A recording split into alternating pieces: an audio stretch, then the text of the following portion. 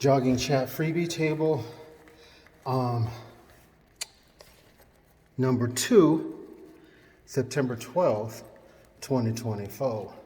Y'all, I cut off the video by mistake, so I'm going to do a part 2. So, like I was saying before, if I was to tell you, I'm gay, and the Lord's going to bless me because I love Jesus and that's all that matters. Y'all would say, well, you stress out with this program because you in sin. You think God's going to... Y'all would laugh at me. If I was to tell you, and some of you TIs have done this, my key, I always put it on my video now to remember that I brought it in. I brought in my key. If I was to tell you, which I did believe this at one time, the homosexuality, it's not for me. I really don't want to have to deal with dudes anymore. But it's not sin. A lot of y'all was laughing me in my face. God's not gonna bless you. You sitting there saying homosexuality is okay. What makes you think God's going to bless you? This is where I left off on my last video. What makes you think God's going to bless you when you robbing him? Malachi chapter 3 says you are robbing him of tithes and offerings. You're not helping the poor. You're making lame excuses to do it. Do your homework to find someone reputable to give, or you yourself can get to know homeless folks that you believe in and you can help them yourself. Do you trust your own judgment?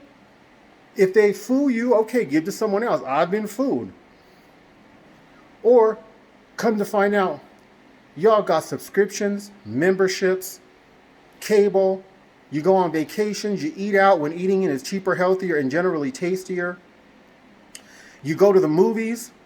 You go to Starbucks just so you can brag about going to Starbucks and buying their overpriced drinks. And then you face me and have the nerve to tell me, I don't have money to pay tithes and offerings, but you got all this other crap. God's word says our life is to be a living sacrifice.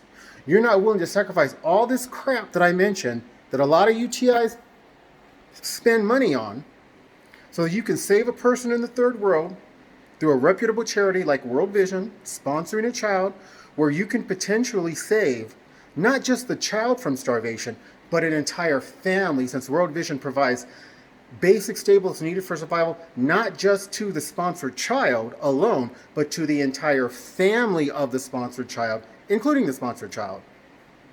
But y'all is more worried about your vacations, your memberships, your cable, your subscriptions. Okay, new clothes when the clothes you got is fine. That's more important to you than saving a life. And so you continue to rob God. Malachi chapter 3, you continue to rob him of tithes and offerings. And you think he's going to bless you. You think he's going to protect you from this program the way he's protected me. Jesus said his yoke is easy and his burden is light. And that's what this has been. It is a yoke, it is a burden, but it is easy and it is light. Why? Because the Lord don't let me rob him.